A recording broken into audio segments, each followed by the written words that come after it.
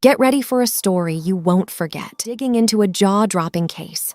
Imagine a dad so desperate he shoots his daughter's ex-boyfriend. What happens next will leave you stunned. Stick around. You won't want to miss this. This is the story of Mitch and Ali, a father and daughter who lived in a town in Florida. Mitch was a protective father, always concerned about the safety of his family, especially his daughters. He had recently broken up with her boyfriend, James, a man who was described by his own family as kind and loving. But James had a different when it came to his relationship with Ali. He would often say hurtful things to her, emotionally abusing her by telling her that nobody would ever love her anymore. He would also threaten to harm himself or her if she ever left him. Despite this, James still loved Ali and wanted to get back together with her. On the night of October 10th, 2018, James left a heartbreaking voicemail for Ali, expressing his regret and remorse for his actions.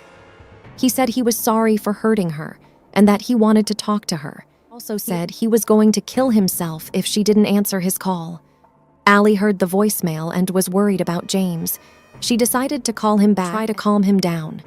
She told him that she still cared about him, but that they couldn't be together anymore. She also told him that he needed to get help and that he shouldn't hurt himself. James seemed to accept Ali's decision and thanked her for calling him. He said he loved her and hung up the phone. But James had other plans. He decided to drive to Ali's house and confront her in person. He wanted to see her one last time and try to win her back. He also wanted to make sure that she was not anyone else. Meanwhile, Mitch sensed something was off. His fatherly instincts told him that his daughter might be in danger. He had heard about James's abusive behavior and threats before, and he didn't trust him. He decided to take matters into his own hands. He grabbed his gun, a controversial decision that would later spark debates about self-defense and the use of firearms. He waited for James to arrive, ready to protect his daughter at all costs. As James approached Ali's house, he saw Mitch standing with a gun in his hand. He panicked and tried to drive away, but Mitch fired several shots at his car, hitting him in the chest. James crashed his car into a nearby tree and died on the spot. Mitch called 911 and reported what he had done. He said he acted in self-defense and that he feared for his daughter's life. The police arrived at the scene and arrested Mitch. They also found James in his car, with the voicemail he had left for Ali still playing. The news of the shooting quickly spread across the town and the country. It shocked both families and the community.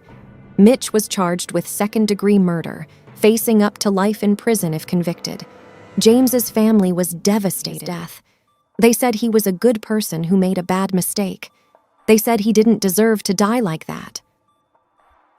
They also released the voicemail he had left for Ali, showing a genuine concern and care for her. Ali was torn between her love for her father and her grief for her ex-boyfriend. She said she didn't want her father to go to jail, but she also felt sorry for James's family. She said she wished none of this had ever happened. The trial began in February 2020, with both sides presenting their arguments and evidence. The prosecution argued that Mitch acted recklessly and excessively when he shot James. They said he had reason to believe that James posed an imminent threat to him or his daughter. They said he could have called the police or warned James instead of shooting him. The defense argued that Mitch acted reasonably and lawfully when he shot James. They said he had every reason to believe that James posed an imminent threat to him or his daughter. They said he had heard about James's behavior and threats before, and he saw him driving towards his house at night. They said he had no time to call the police or warn James before shooting him. The jury deliberated for 2 days before reaching a verdict. They found Mitch not guilty of second-degree murder, but guilty of manslaughter, a lesser charge that carries up to 15 years in prison. The judge sentenced in prison with credit for time served. The verdict was controversial and divisive.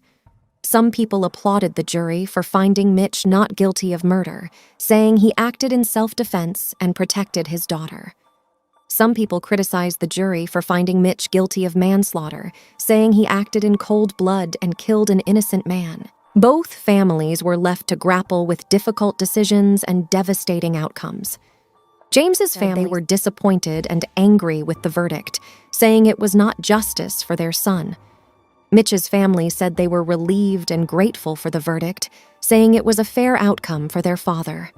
The case became a focal for debates on self-defense, emotional abuse, and the lengths to which one would go to protect their loved ones. But at the heart of it all was a tragic story of two families torn apart, forever linked by a fateful decision. And so, the story leaves us with more questions than answers. It prompts us to consider what we would do in a similar situation, how far we would go to protect our loved ones, and what the consequences of such could be. And there you have it, a story that encapsulates the tragic and controversial nature of this incident. It's a tale that's pondering the complexities of human relationships, the ethics of self-defense, and the devastating impact of our choices. Thank you for watching this episode of True Crime. If you enjoyed it, please give it a thumbs up and subscribe to our channel for more stories like this. And don't forget to share your thoughts and opinions in the comments section below. We would love to hear from you. Until next time, stay safe and stay curious.